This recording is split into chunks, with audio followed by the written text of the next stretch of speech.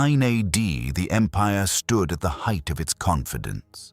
Gaul had been subdued. Spain was quiet. The Rhine marked the edge of the known frontier, and beyond it lay Germania, difficult, forested, tribal, but not unconquerable. Rome did not believe it was walking into a trap.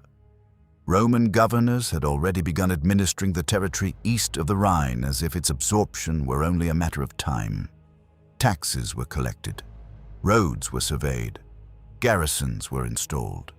To Rome, this was not a gamble. It was procedure. Publius Quinctilius Varus was not a reckless man. He was a senator, an administrator, a man trusted by Augustus. He had governed Syria. He understood law, order, taxation. Germania did not look like a battlefield to him. It looked like a province in transition. His task was not conquest. That had already been declared complete. His task was integration. Rome had won, and now Rome would govern. That assumption shaped every decision that followed. Among the tribal leaders assisting Rome was Arminius, a Cheruscan noble raised in Roman society. He had served as an auxiliary officer. He held Roman citizenship. He spoke Latin. He understood Roman discipline from the inside. To Varus, Arminius was proof that Germania was changing, that tribal leaders could be folded into the imperial system. To the legions, he was an ally. To Rome, he was evidence that the frontier was stabilizing. Late in the campaigning season, reports reached Varus of unrest deeper in the territory. Nothing extraordinary. Small disturbances, tribal resistance. Varus chose to respond directly. He would march his forces inland, investigate, and restore order. It was a decision that made sense within Roman logic. A governor showing presence. Authority reinforced. Law imposed. There was no reason to expect catastrophe. Rome had marched into worse terrain before and prevailed. Varus did not move with a light raiding force. He marched with 3 legions, 17, 18, 19, along with auxiliary troops, cavalry, servants, supply wagons, camp followers.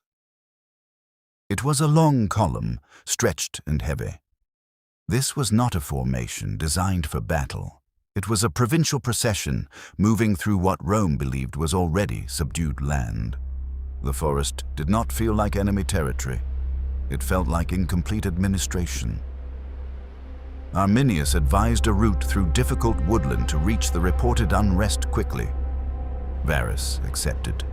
The decision was practical, efficient, trusted, and in that moment, before a single spear was thrown, the line was crossed. Rome was no longer moving as a conquering army prepared for resistance. It was moving as an empire certain of obedience. The forest ahead was not seen as a threat. It was seen as terrain. The column did not enter the forest as a battle formation. It entered as a procession. Wagons creaked through mud. Pack animals dragged supplies. Camp followers trailed between units. The legions were spread thin along narrow tracks cut through dense woodland. Shields were bundled. Pila were stowed. Cohorts were separated by terrain. The Roman army was built for discipline and formation. The forest denied both. Rain began to fall, not a storm that passed quickly, but persistent, soaking rain. The ground turned soft beneath iron-shod sandals. Wheels sank, movement slowed. Orders traveled poorly along the length of the column. What had been a confident march became staggered progress. Units could not see one another clearly. Lines of sight were swallowed by trees and undergrowth. The army no longer moved as a single organism. It moved in fragments. The first attacks were not decisive charges. They were strikes from concealment, missiles thrown from tree lines, sudden assaults on isolated segments of the column, then withdrawal. The attackers did not present themselves as an army. They appeared as pressure, constant, shifting, never fully visible. Roman discipline relied on identifying an enemy line and breaking it. Here, there was no line to engage. Varus attempted to restore order. Camps were fortified overnight, defensive positions constructed where possible. But construction required space, and space was limited. The forest dictated where Rome could stand. The next day's march resumed under attack. Casualties accumulated not in a single clash, but in attrition. Cohorts, some attempting to regroup, found terrain blocking cohesion. Cavalry struggled to maneuver. Shields grew heavy with rain. As the days passed, the column shortened, not because it tightened, but because sections disappeared. Ambush followed ambush along the extended line. The Roman method, form ranks, anchor flanks, advance in discipline, could not fully deploy. The terrain had stripped Rome of its advantages before the enemy committed to a decisive engagement. The legions were trained for open ground. Germania offered none. By the time the scale of the deception became undeniable, reversal was no longer possible. Arminius had not guided them toward unrest. He had guided them into confinement. Retreat required the same roads now controlled by attackers. Advance meant deeper penetration into hostile woodland. Communication between units broke down. Authority remained, but control dissolved. The empire that believed it was administering a province was now fighting for survival in territory it did not command. By the fourth day, the legions were no longer maneuvering. They were collapsing. Units that had once marched under the same standards were now isolated clusters fighting without coordination. Attempts to break through failed against prepared earthworks and barricades erected along narrow passages. The attackers had chosen the ground carefully.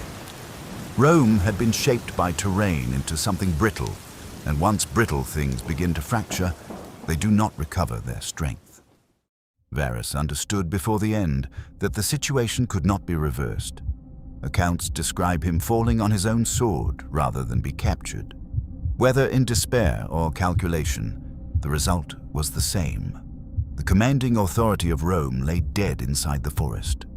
Without central direction, resistance fragmented further. Some soldiers attempted to escape, others fought in place.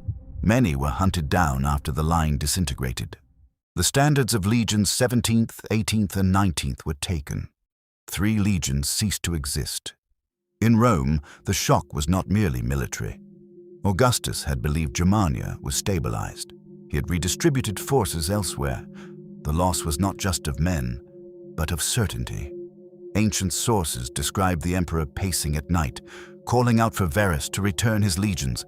Whether embellished or not, the reaction reveals something real. Rome did not expect this. Empires absorb defeats. They do not expect entire armies to vanish. The Rhine hardened into a boundary after that year. Rome conducted punitive campaigns. Germanicus marched back into the forests, recovered 2 of the lost eagles, and inflicted damage in return. But the larger ambition, permanent expansion deep into Germania, lost its inevitability.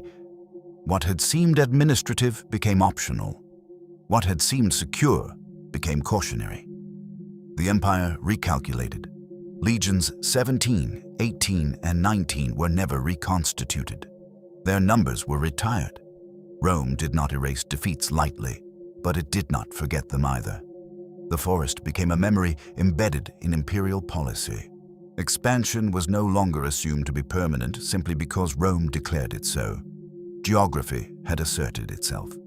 So had resistance. Before that march, the frontier felt fluid. After it, the Rhine became more than a river. It became a psychological limit. Rome remained powerful. It would conquer elsewhere. But in that forest, certainty broke. And once broken, it did not return in the same form.